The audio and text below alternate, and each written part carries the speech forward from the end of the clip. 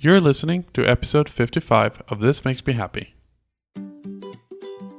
Welcome to This Makes Me Happy, a podcast about people and what makes them happy.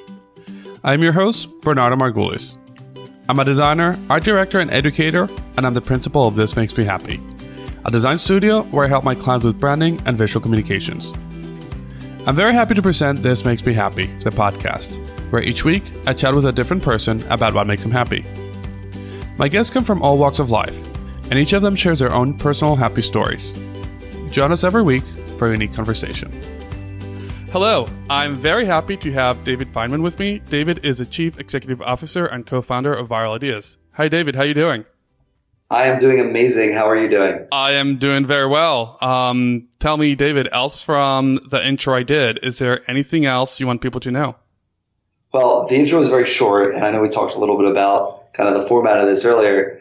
And it's actually interesting. I was debating kind of a bit, since we talked about this, doing this 3 weeks ago, I've been debating on sharing kind of this one point in my life kind of on this podcast. But I think, it would be kind of an interesting take on happiness if I shared this first. So back in high school, I actually struggled with depression, and it was pretty bad. So it's not something I really share or talk about much. And obviously now I'm, probably one of the happiest guys you'll ever meet. But that's something that I just kind of wanted to share, before we got into talking about what makes me happy is that kind of, back in high school, back when I was younger, I was not a happy person, and I wasn't kind of as chipper and cheerful as I am today.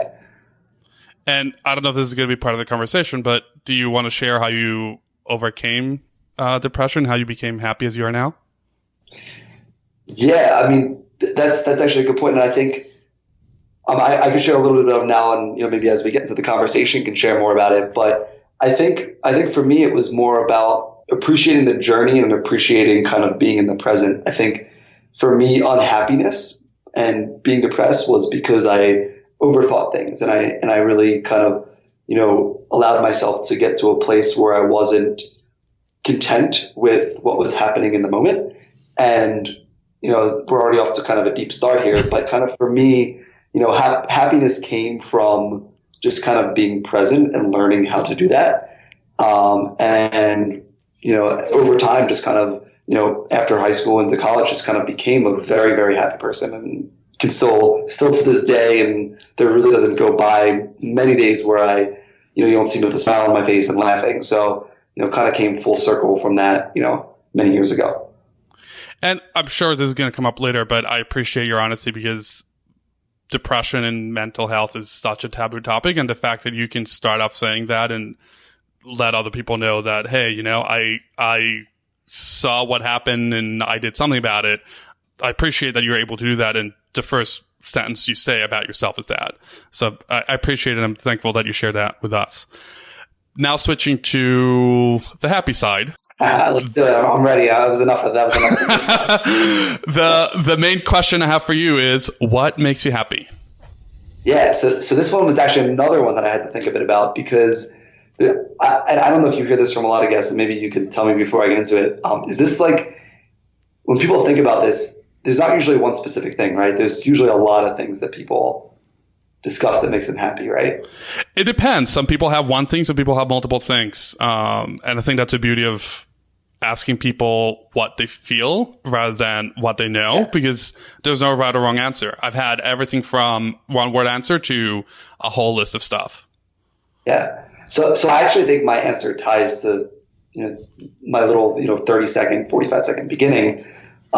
Spontaneity actually makes me very happy. I can actually just share a story from this past weekend, and I'm kind of laughing to myself right now thinking about it.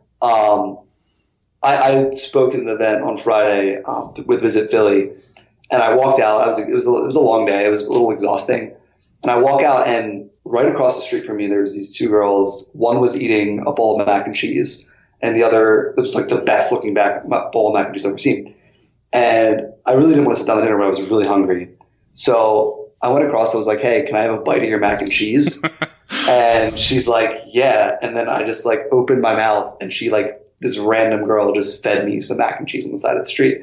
And then I just walked away, and that was it. And I had a smile on my face for the next 20 minutes. It was just something random and spontaneous, and it just brought a big smile to my face. And I think as well to the person I was with, like, was just laughing a lot. And the table next to them was laughing, and they were laughing. If they're listening to this podcast right now, maybe they can get in touch, and we can go out and get I can get you a proper bowl of mac and cheese or something. So yeah, so stuff like that. It's spontaneous. Like really, brings me a lot of joy. So that whole don't take food from strangers, you're like, no, I'm going to ask for it. I'm going to take it, and we're just going to laugh about it. Yeah, and it's kind of goes back to, like, they always tell you not to talk to strangers when you're younger, but, like, I'm busy over here eating off of strangers' spoons. So we're talking about two different things, being spontaneous and then approaching strangers. Is there a correlation there, or is this just one example of being spontaneous? I think it's just one example. I mean, I feel the same way about various other things. Like, spontaneous is kind of the thing that runs over everything, kind of when I was thinking about it. But there's other pillars under that, right? So, like, talking to strangers, that to me is spontaneous. So I enjoy doing that. I was in the grocery store yesterday. I started talking to a lady. I asked her if I could sit in her car. Like, just being spontaneous and, like, doing random things with strangers is something that I like because it's very taboo. And a lot of times people, I think, put on too much judgment on it and are too uptight about just saying hi to someone on the street. But everyone is someone to, something to someone. So if you're able to just talk to them a little bit, it ends up usually being fine. So you're like the young, fun version of that little lady in the bus that talks to you the whole ride and just talks to you for no other reason. I think the little lady might be more fun. But you get mac and cheese. But I get mac and cheese. She just gets a conversation. Have you always been spontaneous, or is that something you've learned? I've always been a little random and spontaneous. It really wasn't something I discovered that I liked until I did it a few times because it is uncomfortable. Like, I'll go to music and I'll go to concert events, and to me, kind of the best part of that is just kind of like wandering around and, like, doing spontaneous things and dancing and kind of that whole thing, or or making people laugh, like stuff like that is, like, I think it all falls under spontaneity. Or even kind of, when I'm out with my friends, like, I'll be the person that'll suggest, let's go into this random restaurant. None of us have ever eaten here before. Why not give it a shot? It's got, enough stars on Yelp to, not give us food poisoning. So let's go. So I want to just get in your head. I'm the opposite. I need to plan things, and I'm very much an introvert, and I would like to get... We should go out sometime. Yeah. I'll go there and I'll check out the office, and then I will, you'll throw me into the deep end and just make me spontaneous. Done. But until then, I'm not spontaneous, and I'm an introvert. So I would love to get in your head. What happens, what happened when you saw that mac and cheese, or what happens when you're walking with your friends? Do you think about it? Is it a conscious choice? Not at all. You're shaking your head, and people can't see that, but you're shaking your head. So I do most of the sales for my company. I think this actually relates to, and I know we touched upon my business. I actually do some of the similar stuff in my business, and I think it's actually one of the reasons that I'm successful with it is because we're very spontaneous in conversation with prospects. We don't have sales scripts. We don't have set things we want to say to them. We just let the conversation organically happen. And I think kind of being ourselves in those moments allows ourselves to be spontaneous. So I don't know if that answered your question. I think I might have just gone a completely different direction with that. You went spontaneously in a different direction. I went spontaneously in a different direction. But kind of back to the mac and cheese example, I don't really think about it. I just kind of do it. For me, it's not really much of a thought. Do you when you see something, you have the thought in your head, right? Like, you'll see, like, the girl on the mac and cheese, and you'll say, that looks like good mac and cheese in your head. Yeah. For me, I see the mac and cheese, and I think, I'm going to go up to her and ask her for some mac and cheese. Mm-hmm. So you might think in your head, like, hey, I'm going to go, I see that mac and cheese. It looks good. Maybe I should get some. I say, I like that mac and cheese. Maybe I should get some. Let's go get some. So, like, the next thought in my head is, how can I get that mac and cheese? See, in my head, and then I go do it. In my head, it's, oh, that's good mac and cheese. Oh, I want to get a bite of it. I'm going to ask for a bite. Oh, wait, let me stand here for another minute. Oh, no, too long. No, done. Moving on. Now it's just awkward. I can't approach it. Yeah, I'll get my own mac and cheese. Oh, wait, now I'll just keep walking so they don't see me. Done. The opposite. Do you ever... That's what makes the world go round. Yeah. We need the introverts and we need the extroverts. So, have you ever gotten in trouble? Has it ever backfired? Oh yeah, all the time. So wait, before you said it took you a couple times to learn that it works, to be okay with it, and now you say it backfires all the time, and you're still okay with it? Oh, 100%. It makes for the greatest stories in the world. Whenever it backfires, that's kind of when it goes like the best according to plan, in my opinion. What's the most epic, good fail story that you have? I'm going to share the really watered down version of the story for the purposes of I don't know where on the internet this is going to end up. If anyone's curious to hear the non watered down version of the story, I'm sure you'll link up my contact info. Yeah. I'm happy to share it with you. But in a nutshell, when I was I think it was either my first year out of college or it was like while I was in college, I went to Firefly Music Festival, and I somehow came up with the idea of going in a banana suit. And this part I will actually share. I actually got a couple people to take pictures with me with the hashtag Firefly Banana on Instagram. But the banana suit unlocks a lot of doors for you. So, I mean, if you're ever stuck in a situation, like just wear a banana suit. Will like unlock a lot of doors. But it got me backstage. It got me hanging out with artists. It got me, ton of friends that weekend. And what it ultimately ended up doing is it got me into the VIP section. And I guess what happened was that there was like a thunderstorm or something. So I was like, me being spontaneous, I was like, I'm going to go out through the backstage exit versus the front. I'm like, why not? It seems like the right thing to do. So I went out through the back, and ultimately the parties at BF Firefly didn't like this very much. And they actually cut off my wristband and like kicked me on a Firefly. Fortunately, the spontaneity got me back in. I actually put on the banana suit the next morning and found some people that were leaving the music festival and like got them to give me their wristband, and I got back in the next day. But it can get you in a little trouble being a little overly spontaneous, but I think it's worth it. But now there's some awesome hashtag Firefly Banana pictures on Instagram. There are. Yeah. There are. I'm seeing them right now. There's actually one of a group of people that picked me up and held me, and they actually saw me in the banana suit. They're like, "You look hungry," and they like fed me some chicken or something. And I think those are some of like looking back, whenever I do something spontaneous, that becomes one of my favorite memories. And it's not something that's planned or something that is overly thought out. It's usually the ones that are just random situations that I always have the best time doing. So even when you fail, you succeed. It just works. Exactly. It goes full circle and it works. Exactly. So what happens when you're in a situation, or is there a situation where you find yourself and you cannot be spontaneous, or where you, I don't want to say censor yourself, but do you ever switch and say, all right, this is not the minimum to be spontaneous? Yeah, for me, actually, I don't like, as much as I like concerts and like, hipster bars, if I ever get into like a club situation where it's all packed, I don't like being spontaneous. In fact, I don't even like being there. So that's a situation where, like, one of the few situations where you'll see me actually get tensed up and not want to talk or do anything. I actually become an introvert in those situations. Interesting. So would you generally describe yourself an introvert or an extrovert, or depends?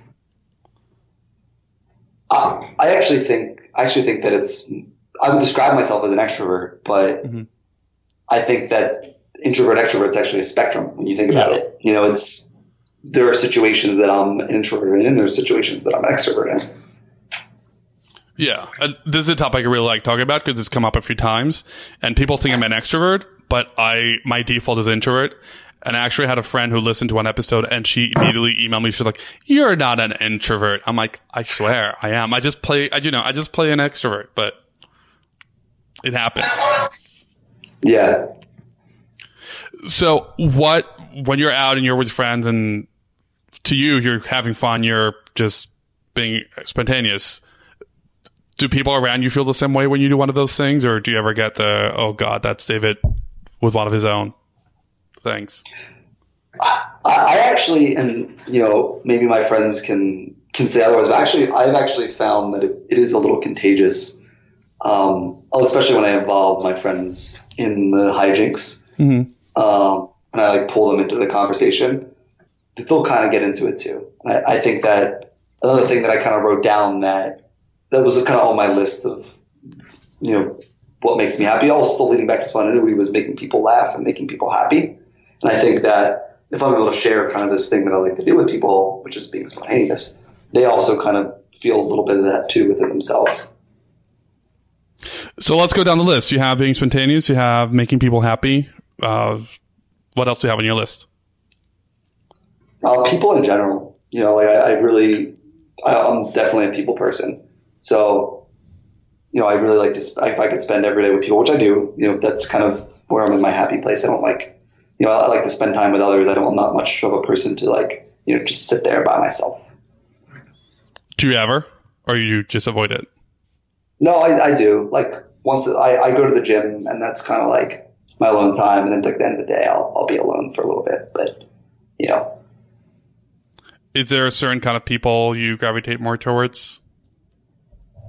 Not really.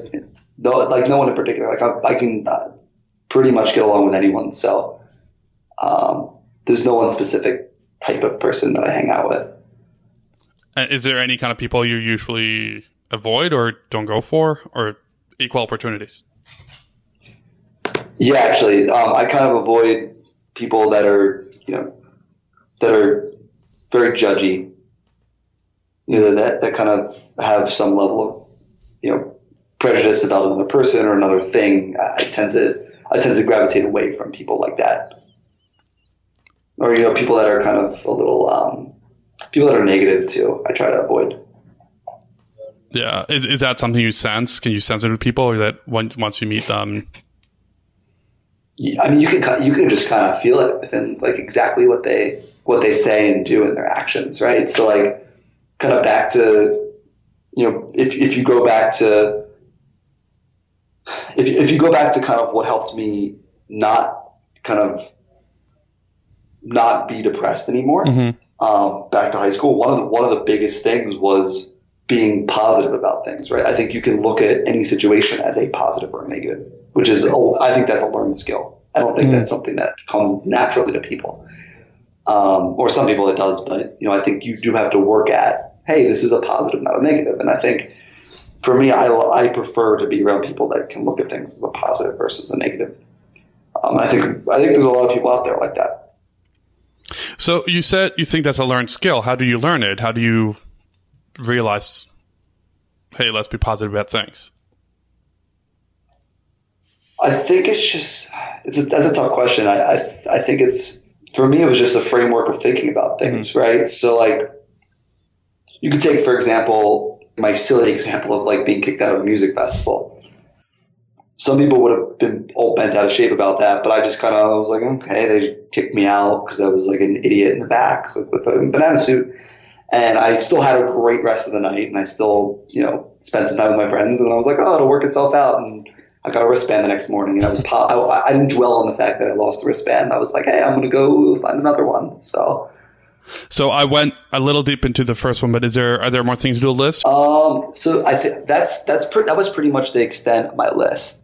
Spontaneity, musics and concerts, other happy people make me happy, making people laugh, and just kind of people in general is kind of my list of general topics that make me happy.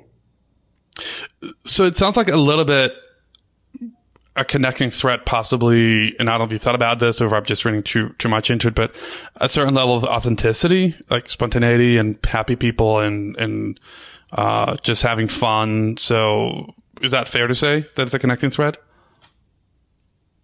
Yeah, I would actually say that. That's a very good point. Yeah.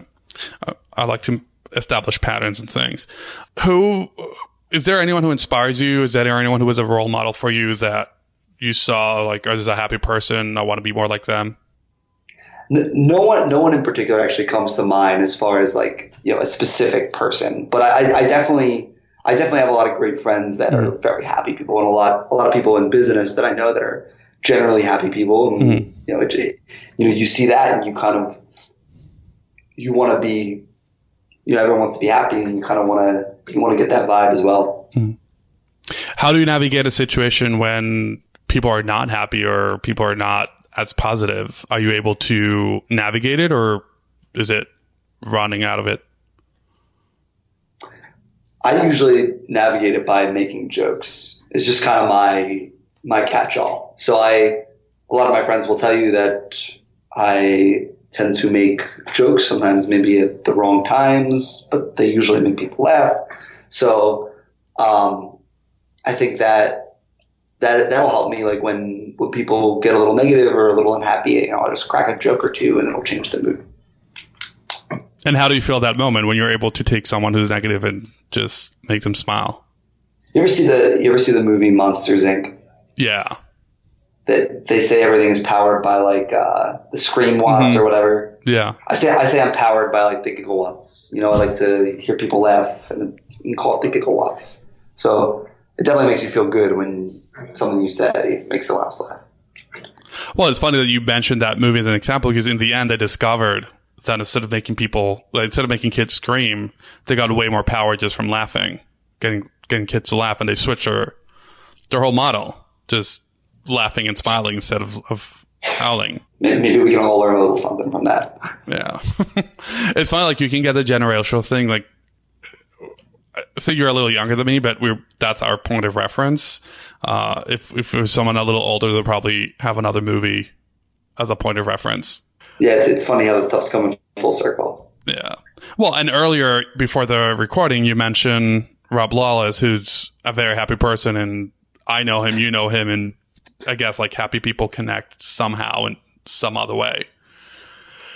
So if you could imagine your perfect day, or, if you had, all right, David, you have the next week off, just plan it right now. You have 2 seconds to plan it.